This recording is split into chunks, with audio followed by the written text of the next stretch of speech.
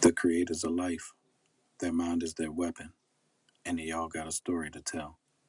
Welcome to the Rose Room, because women deserve their flowers. Tonight, we have writer and psychologist, the Dr. Tahira. Let's join the conversation. Oh yeah, I went to the Broadcasting Institute of Maryland. I don't even think it's around anymore, Yeah, I was but about to ask you, where is that? Because it I was never on heard of Harford it. Road on the east side, Uh-huh. like right on the line between like the city county line. But that was 97. Well, yeah, back in the day. I'm acting like I'm real young.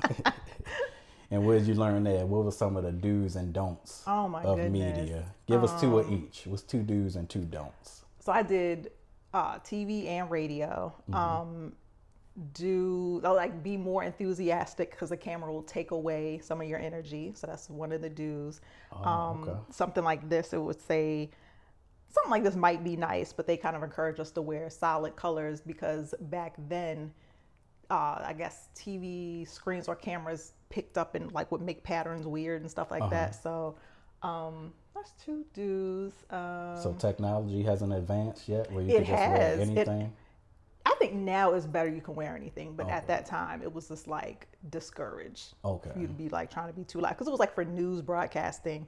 So professionalism was another thing that was highly encouraged. So be more enthusiastic because the camera brings your It's person. supposed to bring your energy down, Okay. And wear certain patterns or certain colors. right? And stay away from certain patterns and colors. But now I think these days, because now I'm just trying to, yeah, I'm more likely to wear louder stuff. Right, right, right. And how do you keep your feelings out of what you're talking about? I don't. You don't. Oh, what is that like? Keeping feelings out? Like, I don't know. What's one of your unpopular opinions? 'Cause I know you got one. All these relationship podcasts and people who talk about it, nobody knows what they're talking about. And they can't know because we're human, we're imperfect, and a lot of these rules that people are setting up are things that are more likely to benefit like society's oppression than for people's freedom and happiness.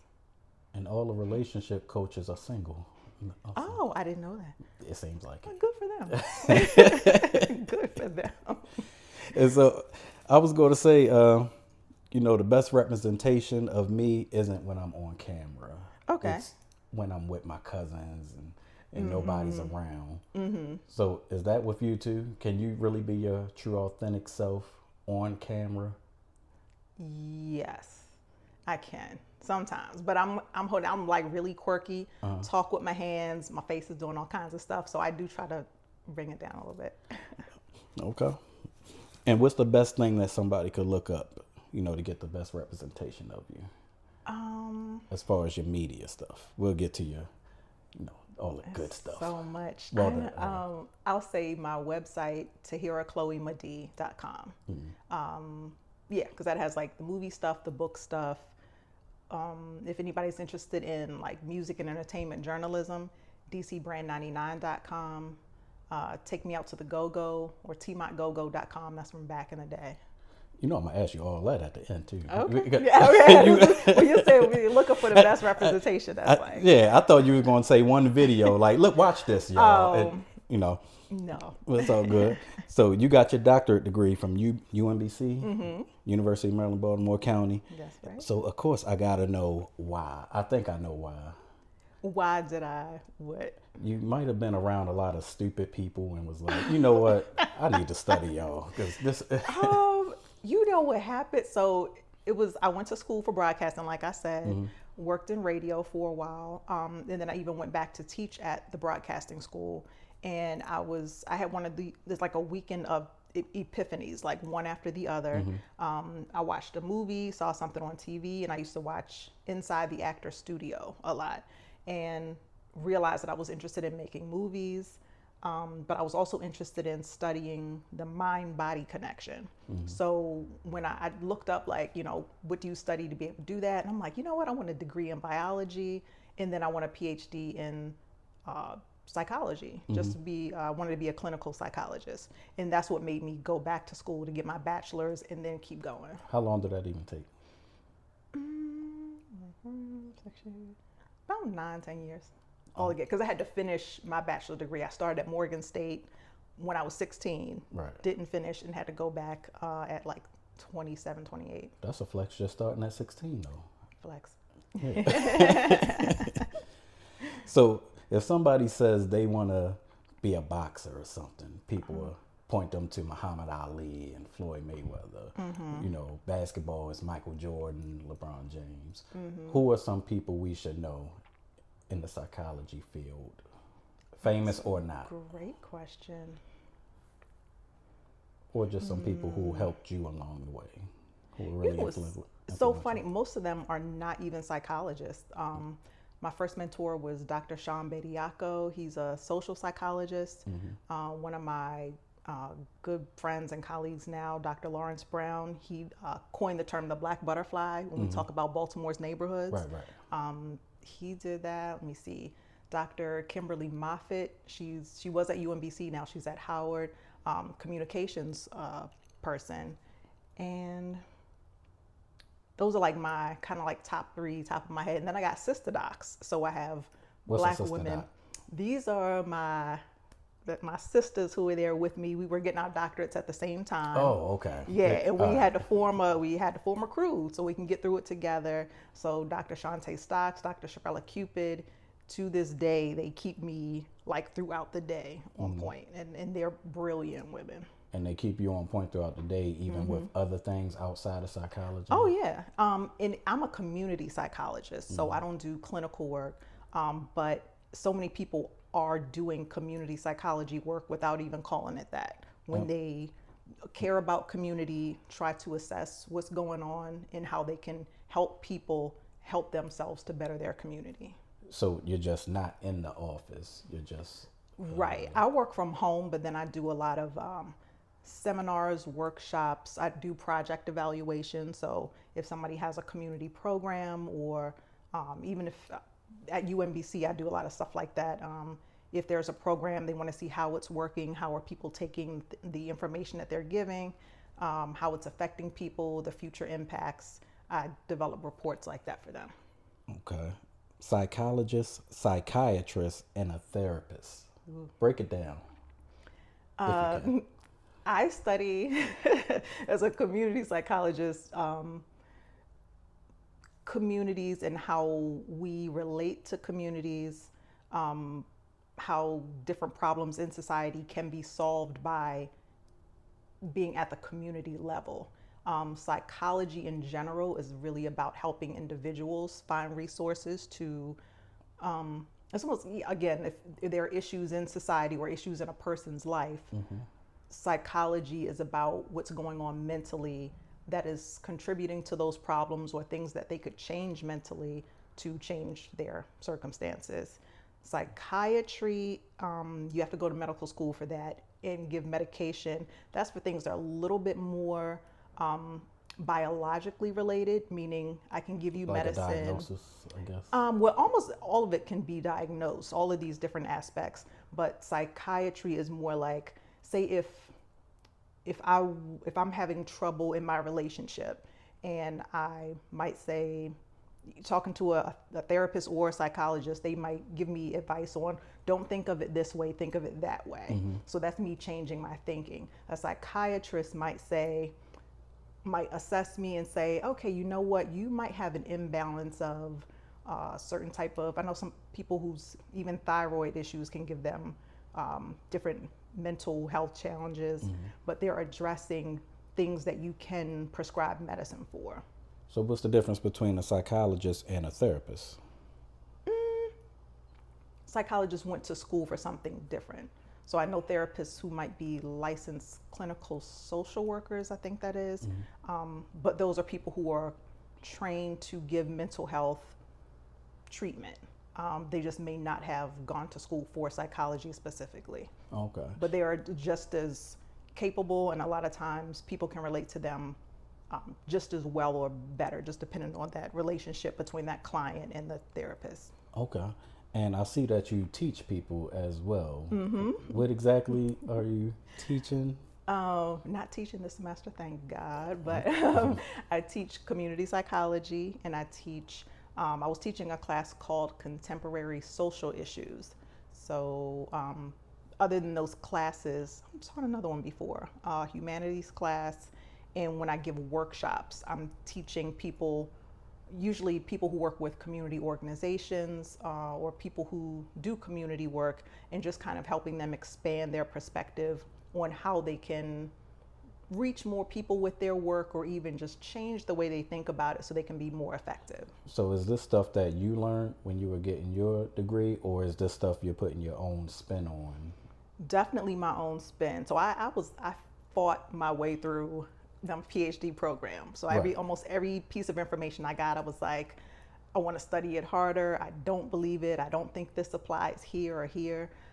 So even my dissertation was taking a well-known theory and taking one piece out of it, dissecting it, and finding another way to look at community. So that's what I do, is teach people my community model. Oh, so let me ask this. We all get taught the same things if we're going to the same classes. Mm-hmm. At what point does new information enter, like those lessons? Who, you know? It's in practice. Some people, if they're in school and they're taking in information, but they don't have the opportunity to practice it with people, they can just kind of stay in their heads and believe something to be true, but they've never tested this information. Right. So if I'm working with people practicing something I might have learned, but a lot of the information that's being taught is not being taught based on circumstances that you or I would actually go through and deal with. Right. So I'm having to figure things out on my own, learn what I could from school, but my main thing was like, how can I apply it? If I can't, then it's almost like Bruce Lee said, it's like you take what you can, you discard what you don't need, and keep what you do. Right. I said that all wrong, but No, they get it, Yeah. hopefully. I mean, they fans of yours if they watching this. Yeah. So what's your proudest moment from the work you've been doing with that? proudest moment, well, actually, the movie Caught Out There. So that is influenced heavily by my work, my community psychology work, and my being of the community model. So now that I've been able to work that into a screenplay that has different levels to it, it's like a comedy, but people who are thinkers who like to see different stuff and meanings would be able to pick that stuff out. And that's my proudest moment now. But I do have to say a second, the close second is being asked to co-write an educational comic book with Dr. Lawrence Brown. So Journey in the Abolition Democracy, that is another very proud moment that that just happened this past year. Okay. Does laughter heal? Yes. Yes. And that leads me to your books. God Laughs Too. What makes you think God has a sense of humor? Oh my goodness. Make a plan for something and see how things turn out. It's like God's like, oh, for real? Oh, you thought that's what you're gonna do? That's so cute. I go through the same thing making music. I'm like, this is the greatest song in the world. Wait till they hear this. It's like 2 views. And one of them told me shut the hell up. Like, man. People, yeah.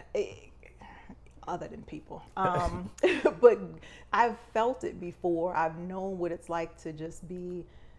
You ever hit those moments where sometimes all you got is you and God? That's all you got. I don't care who's around you, who's in the family, whatever, and other people who might support you and love you. There are times in my life I felt like it's just me and God. So having those conversations and feeling that there is a power higher than myself, relaxing into that power, being at one with that power, when that laughter comes up or some kind of moments of joy, I know how to sit and enjoy that and feel like, I just remember having that feeling like that God was, we were laughing. And that's how I got the title of the book. And speaking of God's plan, that book was what, 25 years ago? Oh my goodness, yeah. I'm telling you, age, my bad. She Tell was it, one when she wrote it. Right. All right, Sally. But you then wrote another book all these years later. So how do people continue their dreams after so long? Like, how could somebody write one book and then their second book is 25 so years later? Oh my goodness, because life will do other stuff. Now, of course, when I wrote God Laughs Too, I thought I was going to be on Oprah. I was like, this is about to do whatever. That's the 2 views, and to shut the hell up. That's what it is. But I had even people who would be like, oh my gosh, this is so good. One of my mistakes was to say, if this book touches one person, then my work will be done. No, don't ever say it. Like, I'm always dream big, but I think I was still kind of playing small at that time. And then I did more stuff. So I started working at the broadcasting school, went back to school. And then the book, what I actually wanted to do was write a book based on my dissertation research. And in order for me to start writing, I'll start free writing. So that means whatever's in my mind, I'll just start typing it, and then it'll come into something with a form. So while I thought I was writing a research book or a book based on research, a character came out of that. Next thing I know, I'm writing my next novel. Right. So that's how that happened, and I was glad. We're all glad. And that book is, which one was that? Sorry, this is not how it was supposed to go. This is not how it was supposed to go. That's I wanted to say it first so you can know I actually did my research on you. Thank you. And before we get to the big thing, I do got questions. 99, your nickname, where did that come from? That came from Cato Hammond of Take Me Out to the Go-Go magazine. Started off as Agent 99. He always called me his Agent 99. Secret weapon type thing. I thought it was because if it was 100, you wouldn't have anything to work towards. You know what? That's a great way to look at it. That's why I'm a rapper. Yeah, that's a great way to look at it. But I just like 99 because it's a number, and the agent part, I was like, I can leave that off. And your sons, do they look at you as this superwoman, Renaissance woman, or just Ma? Probably. You know what? I don't know, but they are very good at encouraging me. So I met them when they were 10 and 12. So they saw me like when I was in school and then graduating and writing a book and all, and then working on the movie. They're both in the movie. So even if they don't see me that way, they encourage me, and I'm glad. It's a family business. Hey. So let's get the cord out there. The book, the movie. However you want to go with it. Okay. Caught Out There is a screenplay I co-wrote with Christopher Brown, and we put it into a screenplay format. Well, the book, it was a screenplay, but we put it into a book format, so it could be sold at all bookstores, just to give people like a different. Some people don't like novels. Like one of my sons is like that. If he starts reading, he'll fall asleep. Me. Okay. Yeah. But play sometimes, like that's something that you could act out with your friends. That's something a teacher could give to her class if she wants to just get people reading and using a different medium to do that. And then as soon as we published the book last year, November 9th was the date, and a week later we met the guys who would then work with us to get the movie done. And we got it done this year. All right. And what was that process like, getting that movie in theaters? It's so we had to rent the Greenbelt Theater first to get that debut. That was the premiere in July, and then the company. So it was a lot of artists, recording artists in the movie, and a lot of them are on the same label. I believe that's Open Gem USA. They gave a concert at DC9, showed the movie again. Then the artist gave a show. So now we've entered film festivals, and we're waiting to hear back. I'm just like trying not to think about it, even though I'm so excited. But I never thought we would even try for film festivals, but I was encouraged to do so. And who are some of these people that's in it? Let's see.